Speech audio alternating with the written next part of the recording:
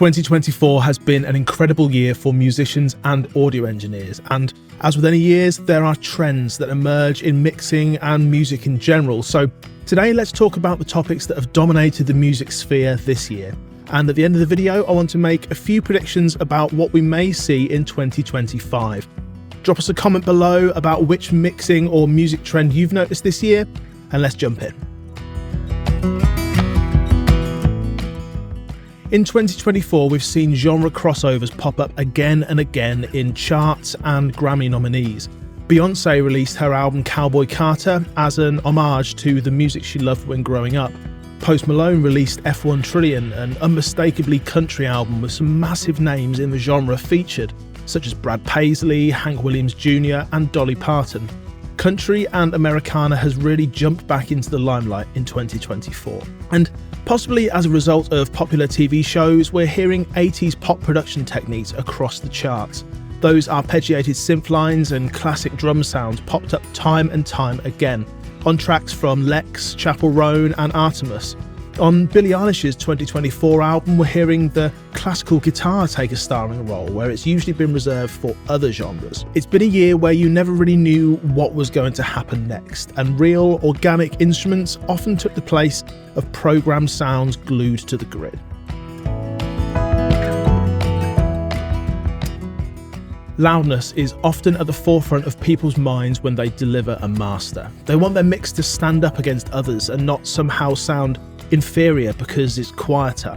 For years, the limiter has been the go-to tool for getting mixes louder, but getting loudness from a limiter comes with its issues. You're attacking the mix from the top.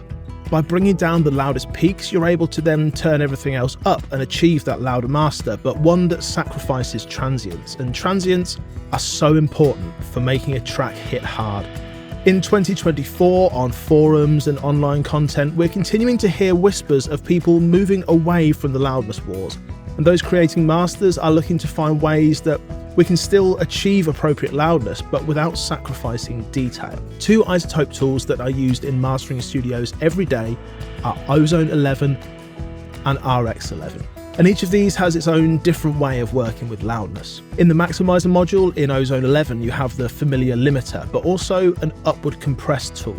This is going to compress the track from the bottom up and bring up the quieter content instead of clamping down on the peaks. This means that you still get appropriate loudness from a track because it's increasing the overall average level, but not chopping off those peaks, leaving your transient detail intact. Then we have the loudness optimized module in RX11, which works again by applying upward compression, but with LUFS in mind, meaning that streaming platforms won't be turning your tracks down as much, and you'll get that level back without having to use a limiter.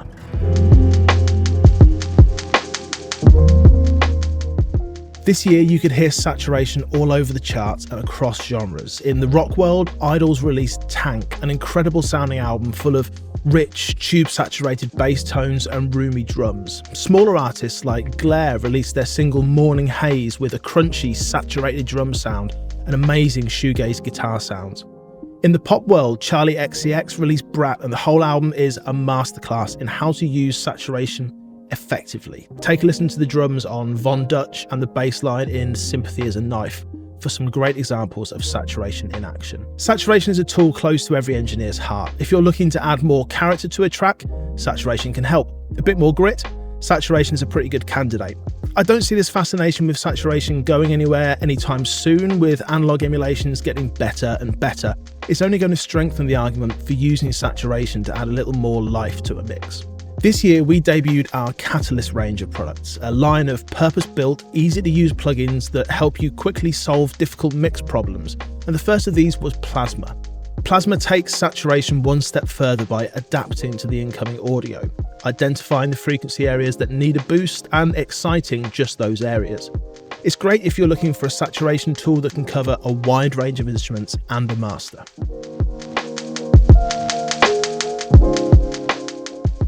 More and more, we're seeing ducking included in reverbs and delays. This is not just a trend in plugin development, but also in what we hear in modern productions. When you have a vocal that's soaked in reverb, it can be difficult to retain the intelligibility. Just listen to Bad Dreams from Teddy Swims, the way the reverb kind of sucks back up after the vocal. The vocal stays crystal clear, but the reverb comes in afterwards.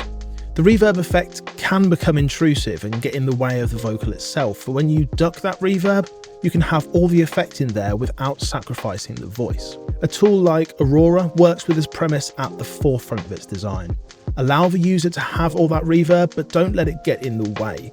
It does this through the unmasking control, which will adapt to the incoming signal and make sure the reverb is just giving the space it needs and not being too obtrusive. This way of working isn't necessarily new. For years, engineers have put compressors on reverb buses that are keyed by a vocal to compress the reverb when the vocal is present, but we're seeing now that this is coming in reverb plugins. It's already built in, so you don't need to go the extra steps setting that compressor up. You can hear it on modern vocal productions where there's a really obvious reverb, but you can still hear every single word. This is because the reverb has been ducked, and if it's been done using a plugin like Aurora, it's right there in the plugin for you.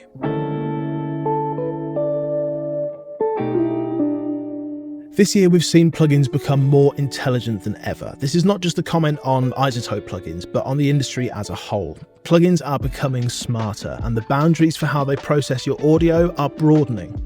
We all love the classic tools that are absolute linchpins in our mixes, compressors, EQs, saturators, but in 2024, engineers and producers are leaning on tools that take these concepts further. Dynamic EQs, multiband compressors, intelligent saturators, resonance suppressors, plugins that unmask your mix to allow every element to shine. I can't remember the last time I finished a rock mix without neutrons unmasked on the guitar bus, with the vocal fed into the sidechain to make sure they're not clashing in that all-important mid-range. Engineers are using these tools to great effect, and we're gaining more control over these processes. If I want to apply soft clipping to a track, there are many plugins that will do this, but now we can get even more in depth.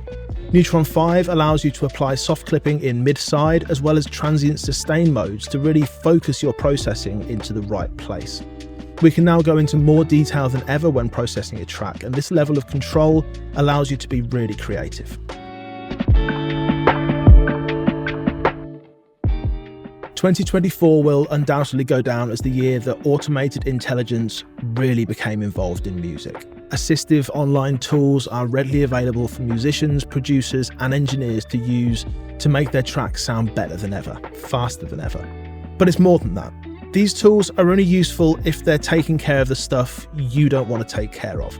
Personally, I don't want the tool to write a melody for me because that's the part that I enjoy. I want a tool to take care of the more mundane tasks so that I'm free to spend my time on the enjoyable parts of creating music. This is why, although online assistive mastering platforms are great for some people who perhaps don't know where to start when mastering a track, to me, they're just that, a good place to start. If I'm using Ozone's Master Assistant, I'm not just clicking a button and sending it out the door. I'm using it to get me to a good kicking off point, and importantly, I'm making changes from there. The human interaction with your track is so important, and music still needs the human touch. Stem separation has become a mainstay in the way we create and process audio. Mastering a track and you need just the vocal to have a little more top end but not the rest of the mix? No problem, Ozone 11 can do that for you with ease. Need to isolate just the bass line from a track for sampling or further processing? RX 11 has got you covered. This granular way of working, where we have the ability to take instruments out of a stereo mix, has spurred plugin companies on to achieve things we previously never would have dreamed of. We're seeing more and more software and hardware devices adopting this kind of tech. The new Machina 3 from Native Instruments allows you to separate stems and use them within the hardware, which is a vital tool for producers. We've never had more control of a track than we do today, and at the rate this tech is moving, I think we're only going to see more and more control as time goes by. The way in which we as musicians collaborate has come on leaps and bounds in 2024. We're able to utilise cloud-based storage to send projects back and forth, but also some DAWs have integrated cloud sessions into their workflows, and we've also seen an explosion in online DAWs that have been created with collaboration in mind. But this collaboration also spreads into the way in which music companies collaborate with their users. Collaborative social media posts, tags, artist spotlights, these are all tools that have really come into their own in 2024. Your favourite producer or engineer may not be as inaccessible as they once were. You can ask them questions in YouTube live streams, interact with their social media posts, and really feel like you're closer to them than ever. These ways of collaborating have given artists a way to reach out to their audience, and their audience feels that connection.